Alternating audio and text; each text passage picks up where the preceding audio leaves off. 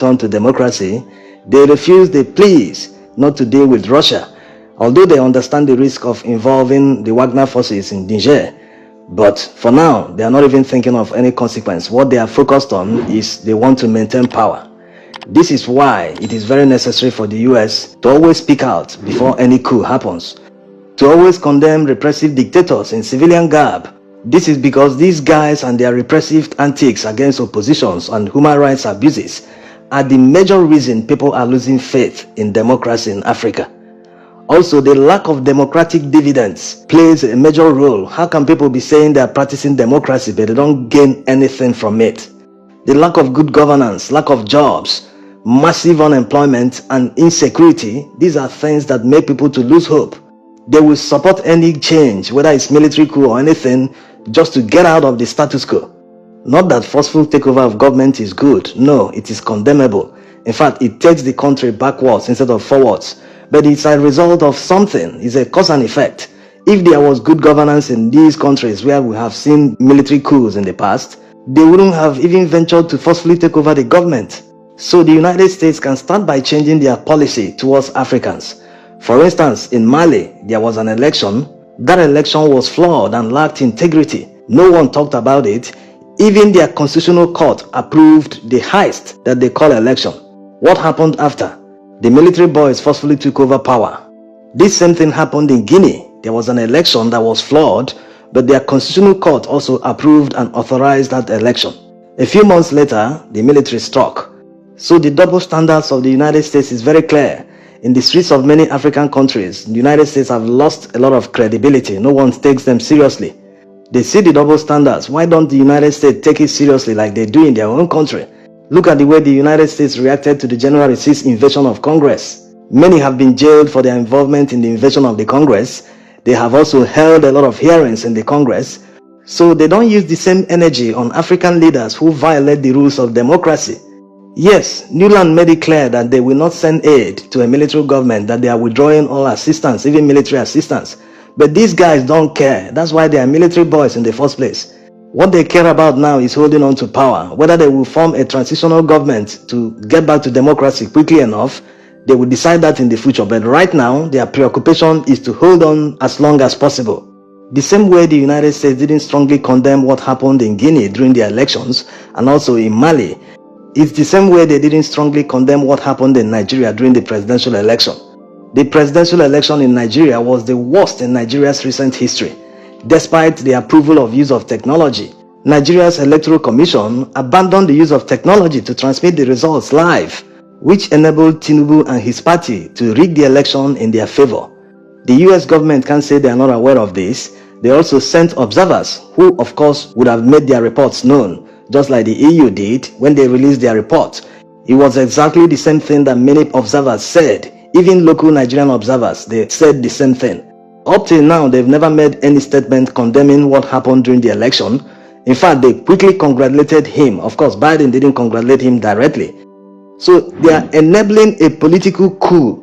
When a military one happens in the future, not that we are saying it should happen, they will be the first to condemn it. But these are the processes that lead to them, as we can see in Guinea, Mali, or even to some extent, Niger. Of course, we don't know if that election was rigged or whether it wasn't rigged, but the guy survived a first coup in 2021. The United States should seriously reconsider their foreign policy to Africa. Otherwise, they've lost relevance. Many people don't take them seriously anymore.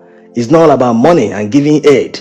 Look at Niger, all the aid coming from EU, US, many countries. It still doesn't reflect on the country. Look at their country, they are still poor. Their streets are dusty. So where is the dividend of democracy? When will it work? Going this way might reach centuries. They are still this way. So people genuinely believe that they can be emancipated without the United States. If people have that belief, that means the US have lost their relevance. This is the exact same reason people are going towards Russia. They treat them as equals. If you listen to Traore's interview, he said that Russia will always sell them anything they want, unlike the US or Western countries that will give you conditions. Do you know how long it took for the US to sell helicopters and fighter jets to Nigeria under Buhari administration? So when you treat people as if they are not equal to you, that with your money and donations that you can always get what you want, this is the result. It doesn't always work that way. People are looking for true emancipation. They want to hold jobs where they will genuinely earn their own money and take care of themselves and families. They want politicians to live decent lives and solve their basic problems like water, like electricity, like good roads, like infrastructure that will enable the growth of the economy. This is what people want. They don't want all this flamboyant lifestyle of politicians who get to power through the back door. They don't even win elections. They are not popular. They believe in their money. They believe that they can use their money to buy everything and get to power.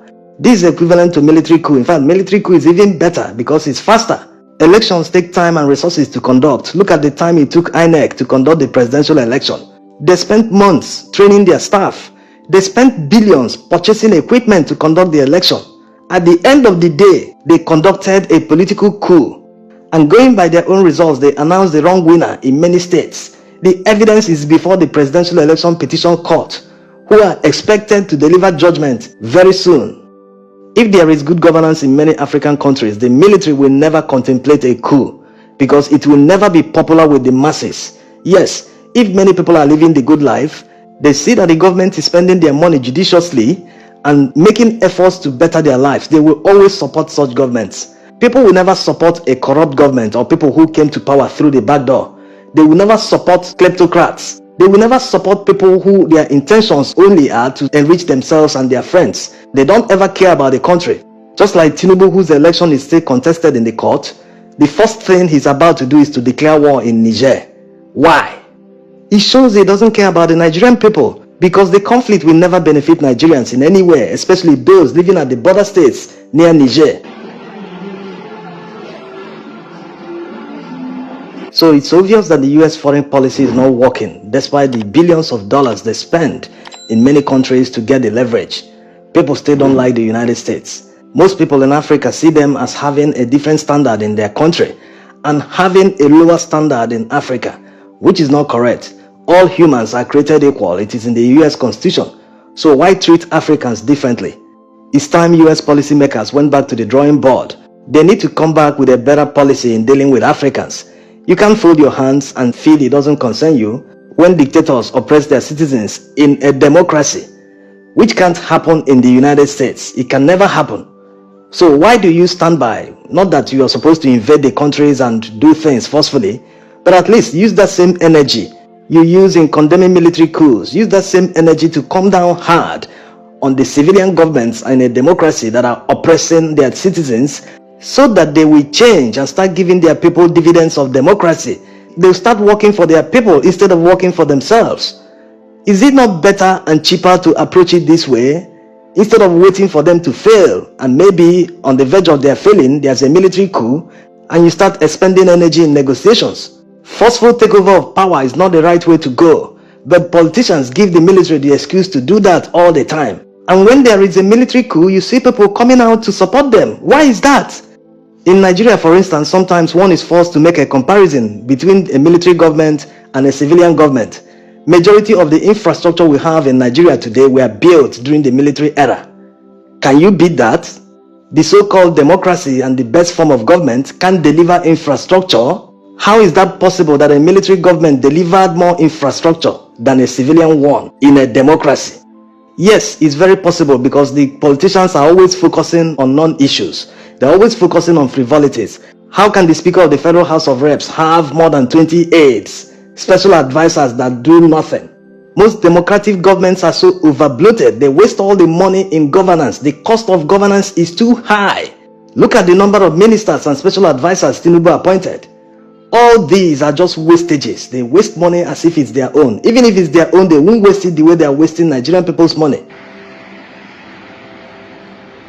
When you compare Nigeria of today to Nigeria of 25 years ago, government revenues of today are much higher than 25 years ago. Taxes are much higher compared to 25 years ago. Cost of living is more than 5 times higher than 25 years ago. What about exchange rate? The naira has become worthless compared to 25 years ago. So upon all this, we had better infrastructure 25 years ago than today. 25 years ago, we had a special fund for road infrastructure. Roads were constructed in many places across Nigeria. Today, many federal roads are impassable.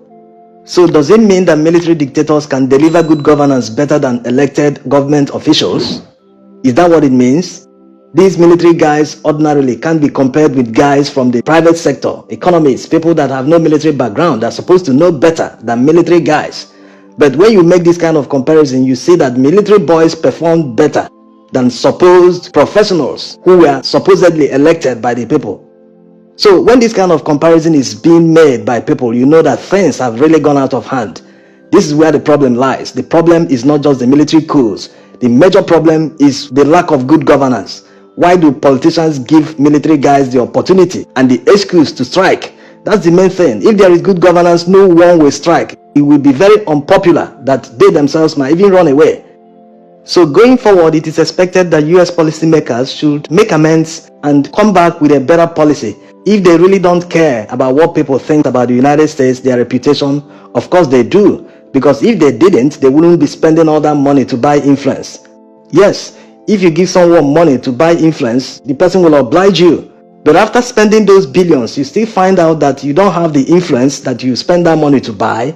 And also now at the risk of losing the military base in Niger.